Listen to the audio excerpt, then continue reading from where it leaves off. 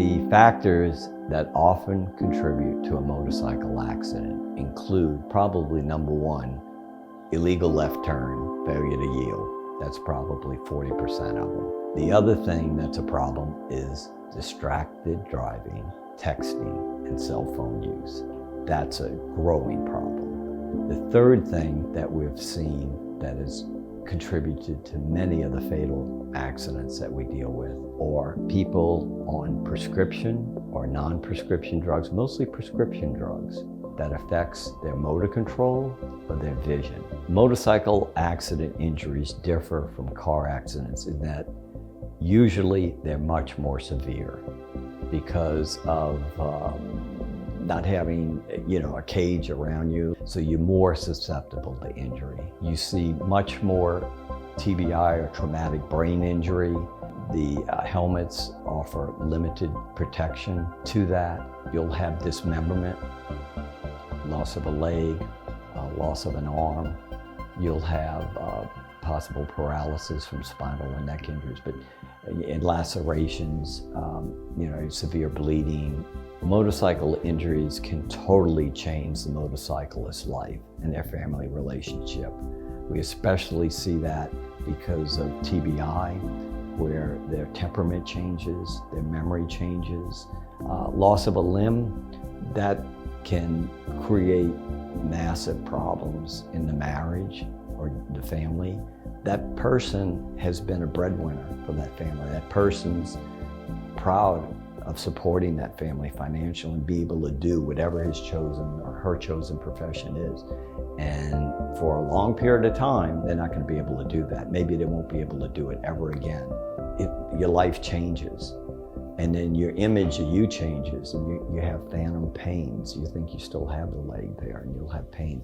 So it's in multiple surgeries. You're going to face multiple surgeries, and the physical therapy, and then learning to use these devices, and fighting with the insurance companies to get the high-end devices. Insurance companies treat victims of motorcycle accidents extremely badly. And what they train their insurance defense lawyers to do is go for the guilt. What they're going to do is make the motorcyclist stereotyped as a reckless individual. And they're going to do that because the juries have a tendency to believe stereotyped motorcyclists as a young kid on a crotch rocket weaving in and out of traffic. Our experience with these types of cases, I go back personally to 1977 doing motorcycle cases. I've ridden motorcycles, raced motorcycles since '74.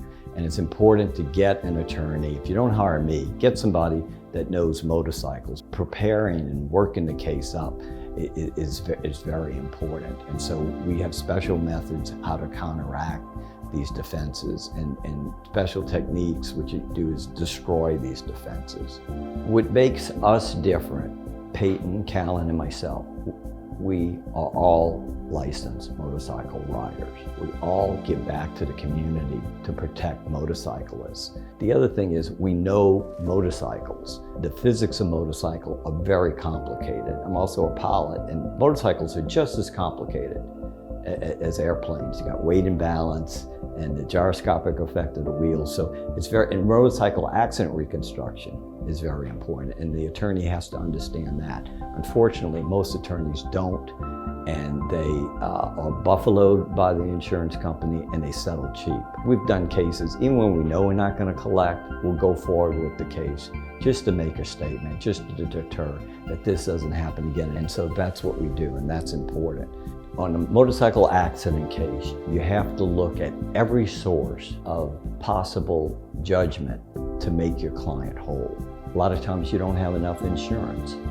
We've had cases where we didn't have enough insurance, but we filed there was a defective taillight, for example, in one case. Sometimes there's a road defect, and you can go against that. The other thing we look at, do they have uninsured motorists, and does that uninsured motorist apply? So you've got to understand all these things and be able to be creative to get a full recovery for your client for the full amount of the harms. The types of damages that are available in a motorcycle case are loss of wages, loss of chosen profession, disability, maybe loss of consortium, loss of care support for the kids, for the mother, survivorship, pain and suffering when they think they're going to die or know they're going to die during that time period, wrongful death damages if they die, mental anguish, post-traumatic stress, brain damage, amputation, loss of a limb. Client communication is very important. I think that's one of the biggest complaints of clients is that the attorney doesn't call them back or respond to them. And they're right. I mean, we don't do that. They got my cell phone.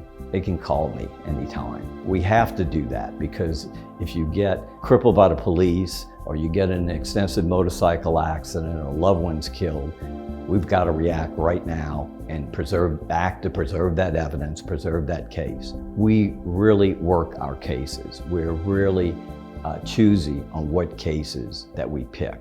We look for cases that are going to make a difference in the community, that are going to protect the community.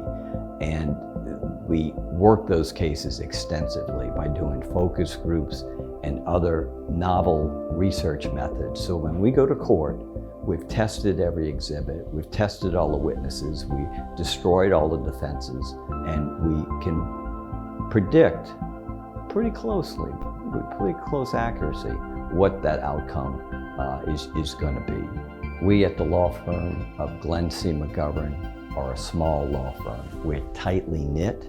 I love it when I go to trial and they've got 6 lawyers on the other table and it's just me. It's like David and Goliath.